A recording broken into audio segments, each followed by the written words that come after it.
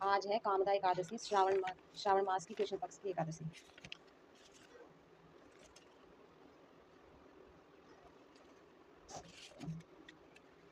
कामदा एकादशी, श्रावण मास, कृष्ण पक्ष। कुंती पुत्र धर्मराज युधिष्ठिर बोले कि हे भगवान, अब आप मुझे श्रावण मास के कृष्ण पक्ष की एकादशी की विस्तार कथा सुनाइए। उस एकादशी का नाम तथा उसकी विधि क्या है? उसमें कौन से देवता की पूजा होती है? श्री कृष्ण भगवान बोले, हे राजन, मैं एकादशी की कथा कहता हूँ, उसे ध्यान पूर्वक सुनो।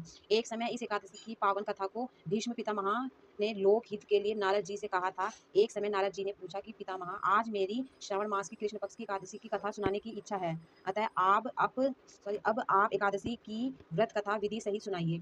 भीष्म पितामह नारद जी के वचनों को सुनकर बोले, हे नारद जी, आपने मुझसे यह अत्यंत सुंदर प्रश्न किया है। अब आप ध्यान लगाकर सुनिए। श्रावण मास के कृष्ण पक्ष की एकादशी का नाम कामदा एकादशी है।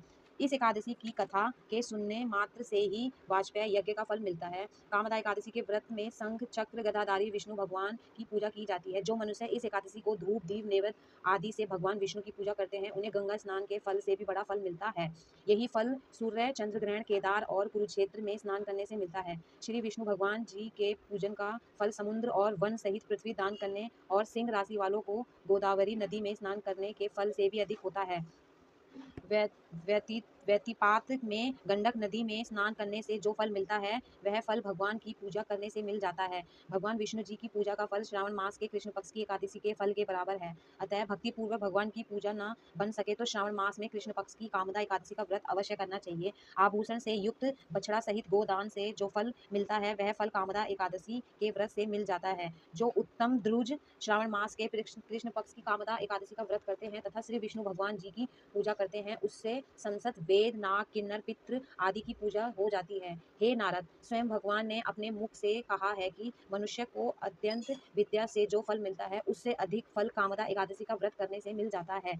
इस व्रत के करने से मनुष्य अंतिम समय तक अनेक दुखों से युक्त यमराज तथा नरक के दर्शन नहीं करता। कामदा एकादशी के व्रत तथा रात्रि में जागरण से मनुष्य को योनि नहीं मिलती और अंत में वह स्वर्गलोक को जाता है। जो उत्तम मनुष्य श्रावण मास के कृष्ण पक्ष की कामदा एकादशी को तुलसी के भक्ति पूर्वक श्री विष्णु भगवान जी की पूजा करते हैं, वे इस संसार सागर में रहते हुए भी इससे इस प्रकार अलग रहते हैं जिस प्रकार कमल जल में रहता हुआ भी जल से अलग रहता है। भगवान की तुलसी दल से पूजा करने का फल एक भार श्रवण और 4 भार चांदी के दान के फल के बराबर है। श्री विष्णु भगवान रतन मोती मणि आभूषण आदि के अपेक्षा तुलसी दल से अधिक प्रसन्न होते हैं। जो मनुष्य भगवान की तुलसी दल से पूजा करते हैं, उनके संसद पाप नष्ट हो जाते हैं।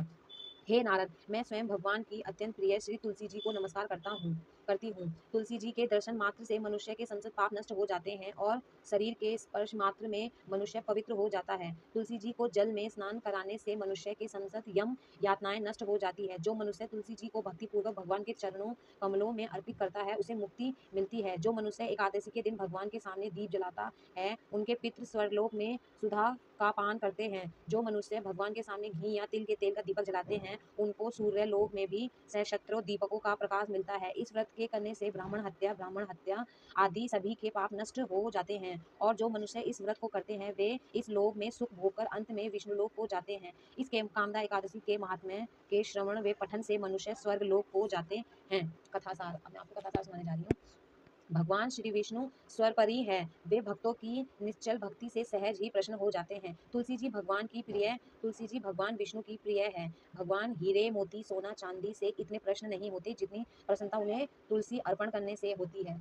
तो हमारी यही एकादशी की कथा समाप्त हो गई है। तो चलिए, अब हम तुलसी जी की पूजा करने जाएंगे ऊपर और फिर उसके बाद हम तुलसी जी की आरती गाएंगे। तो चलिए, हमारी वीडियो यहीं तक समाप्त हुई। अब हम आपको अगली वीडियो में मिलेंगे।